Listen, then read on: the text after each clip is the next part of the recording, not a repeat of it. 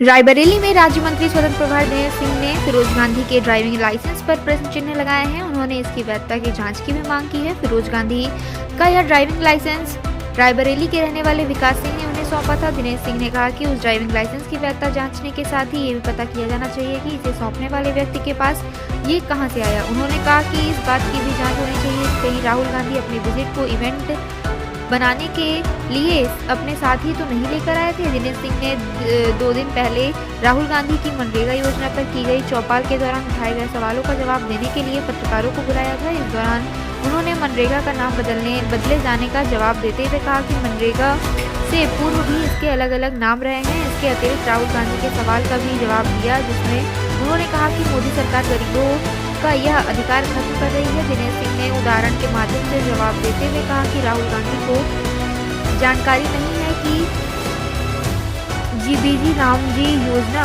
संशोधन के बाद अधिक मजबूत हुई है। उन्होंने इस दौरान राहुल गांधी के अडानी अंबानी का नाम लिए जाने पर भी घोर आपत्ति जताई है। राहुल गांधी को दिया गया है, इससे पहले इस मंच पर दिया गया, इससे पहले जो कंजर थे इससे पहले उद्योग क्यों नहीं दी? देखिए, मैं भारत सरकार, उत्तर प्रदेश सरकार से मांग करता हूं कि रायबरेली के पहले सांसद आदरणीय फिरोज गांधी जी का ड्राइविंग लाइसेंस किस प्रकार से किसके घर में पाया गया, क्या वो वैध तरीके से लाइसेंस इतने दिन तक अपने घर में रख सकता है, उसको प्राप्त करने का रास्ता क्या था, क्या फिरोज गांधी जी उसको सुरक्षित रखने के लिए उसके घर में दे गए थे या कहीं खो गया था तो मिल गया। अगर खोने पर मिला था तो उस धारक को चाहिए था कि वो जिसका भी ड्राइविंग लाइसेंस है उसको अथवा उसके वारिस को सुपुर्द कर दे। इतने दिन तक अगर वो लाइसेंस केवल इवेंट बनाने के लिए रखा गया था अथवा राहुल गांधी ने ही ला करके रायबरेली के किसी व्यक्ति को दे दिया और एक इवेंट बनाने के लिए कि हाँ आज चलो तुम इसको पकड़ा दो, और मैं बता देता हूं कि रायबरेली से फिरोज गांधी की जड़ें भी जुड़ी हैं। इसलिए आपने फिरोज गांधी के ड्राइविंग लाइसेंस का बहाना बना करके सस्ती लोकप्रियता पाने के लिए राहुल गांधी ने इवेंट बनाया है। सरकार इसकी जांच करे और जांच करके जो भी सत्य आए वो लोगों के सामने आए और जो दोषी हो उसको दंडित किया जाना चाहिए।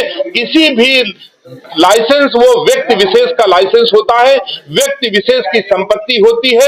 अगर कोई दूसरा उसको इतनी दिन तक रखता है तो ये अपराध की श्रेणी में आता है और अपराधी रायबरेली उत्तर प्रदेश में किसी दशा में रह नहीं पाएगा।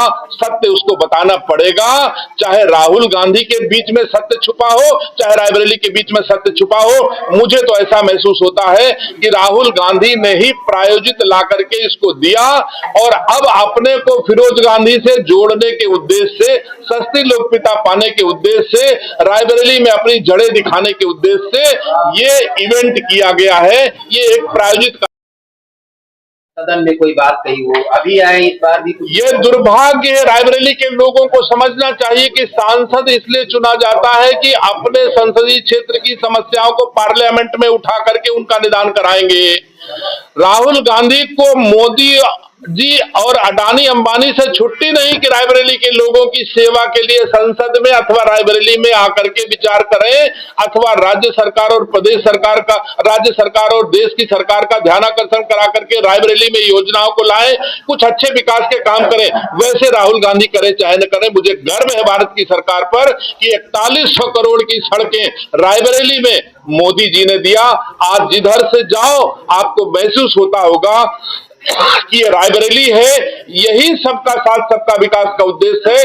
राजनीति से परे हट करके मोदी जी हर जिला, हर गांव, हर प्रदेश का विकास करने का जिम्मेदारी मोदी जी अपनी उठा रहे हैं। राहुल गांधी ऐसे हंसते खेलते घूमते रहे, यही शुभकामनाएं देता हूं कि ऐसे ही अडानी अंबानी और मोदी जी का नाम लेते रहे।